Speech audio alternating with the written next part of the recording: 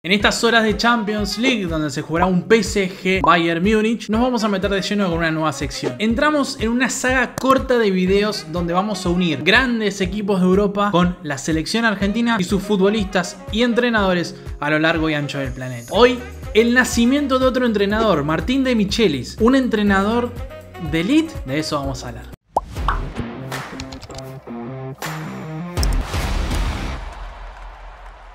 La historia de Martín De Michelis es bastante atípica para el argentino promedio. Son muy pocos los argentinos que van a Alemania con una cultura completamente distinta, un panorama completamente diferente, con estructuras, ligas, reglas,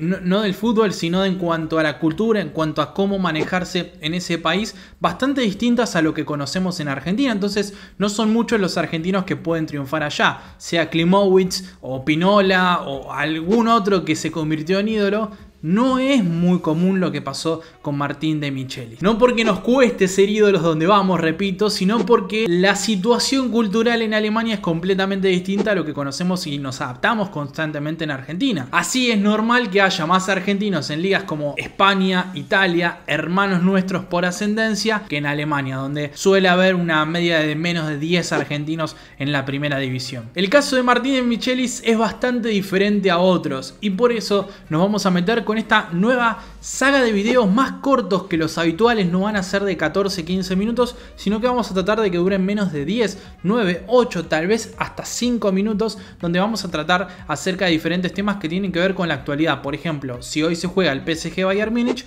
vamos a charlar de una de las grandes estrellas argentinas de la historia del equipo bávaro, porque con apenas 44 partidos en River, inmediatamente se empezó a negociar para que se vaya a Bayern Múnich para convertirse en el primer argentino de la historia, en el primer futbolista argentino de la historia, repito, en ser futbolista de esa entidad. Sí, De Michelis fue el primer argentino en jugar con la camiseta del club bávaro. Después José Sosa sería el segundo, lo cual es un logro increíble porque es una de las grandes instituciones de la historia del fútbol. Y nunca tuvimos demasiada representación. Para esa época, jugar 44 partidos y mostrar las condiciones que tenía De Michelis para emigrar hacia Alemania era un montón. Pero además imagínate que Rummenigge en ese momento declaró algo muy interesante, que es el tipo de defensa que buscábamos para el equipo, por su solidez, personalidad y polifuncionalidad más allá de su edad. Una liga donde tenía apenas 7 argentinos. Recordemos, 2 de ellos son Aníbal Matellán, que estaba en el Schalke 04, y Placente, que en ese momento estaba en el Bayer Leverkusen. Pero más allá de ese logro de ser el primer argentino en jugar en el Bayer, hay un detalle muy interesante, y es que se terminó convirtiendo en una especie de ídolo de la entidad. Vos imaginate, es difícil que un argentino se adapte a Alemania, imagínate ser muy querido por la hinchada. Empezó a mostrar condiciones rápidamente, mostró su personalidad en un vestuario en el que estaban Oliver Kahn, Ballack, algunos compatriotas sudamericanos como Ser Roberto, Pizarro,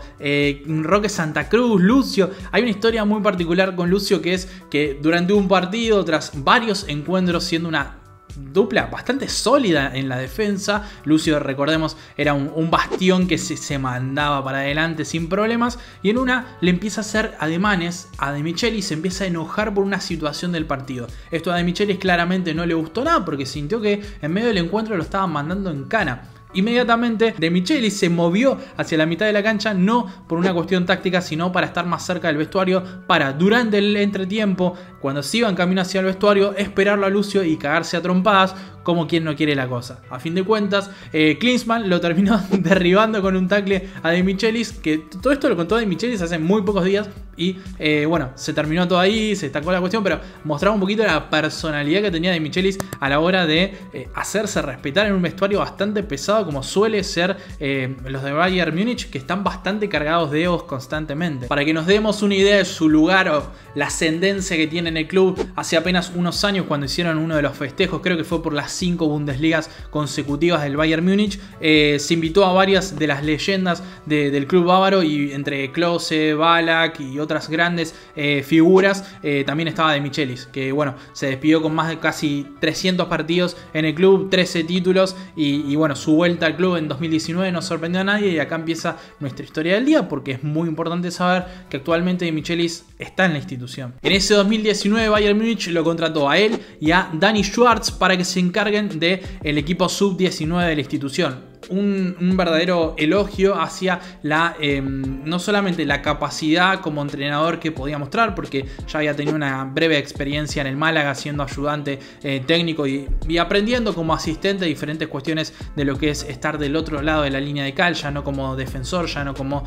un futbolista consagrado, sino como entrenador, y empezó a dirigir junto a Dani Schwartz, que bueno, era el ex entrenador de la sub-16 del Bayern Múnich, y lo pusieron a hacer un laburo conjunto como dupla técnica, digamos, del sub-19, e inmediatamente se entendieron a la perfección, porque son todos elogios hacia cómo se manejaron con los pibes, a pesar de que se dio todo en medio de la pandemia y se jugaron muy pocos partidos. El equipo disputó un puñado de partidos, casi todos bajo el esquema de 4-1-4-1, 4-2-3-1, muy parecido a la primera división del Bayern Múnich. Y según cuentan varias fuentes dedicadas a la Bundesliga, muy cercanas al club, comentaron que el estilo se parece bastante a Manuel Pellegrini y que además tanto Dani Schwartz como el caso de Michelis son fanáticos de los modelos de entrenamiento de Pep Guardiola. Así que bien sabemos que Pep dejó un legado bastante importante en la institución y no sorprende que hayan copiado varios de los sistemas de entrenamiento que tenía en ese momento el entrenador español. Algo que se destacó mucho fue la disciplina del equipo, algo fundamental si entendemos que la sub-19 es una etapa de transición hacia la primera división, donde los futbolistas deben ir entendiendo su rol como futbolistas de primera, como parte del club más importante de Alemania, más ganador de toda Alemania, y que deben tener una personalidad en especial y además una disciplina con la cual seguir mejorando, porque son categorías que no dejan de ser formativas. Fue tan bueno su trabajo que cuando Holger Seitz, entrenador del segundo equipo de Bayern Múnich, pasó a ser director deportivo del campus de la institución, la dupla técnica de Michelis y Schwartz pasó a dirigir a la reserva de Bayern Múnich y bueno, en estas últimas semanas fueron sus primeras semanas bajo ese trabajo, un trabajo que es increíble porque De Michelis sí es parte del segundo equipo de Bayern Múnich, e incluso varias fuentes empiezan a pensar en la posibilidad de un futuro donde no esté Flick. Veremos qué pasa con la primera división de Bayern Múnich y con el futuro de Michelis como entrenador. Si les gustó esta idea de un video express para contar una pequeña historia que vincule un partido del día con un jugador o entrenador argentino, déjamelo en los comentarios, porque la idea es hacer estos videos más seguidos, más cortitos, van a llevar menos edición y nos van a permitir conocer más historias que no tienen tanto que ver con la actualidad de la selección argentina, sino con cómo somos representados en todo el planeta. Con todo eso me despido, espero sus comentarios y nos vemos muy pronto en otros contenidos.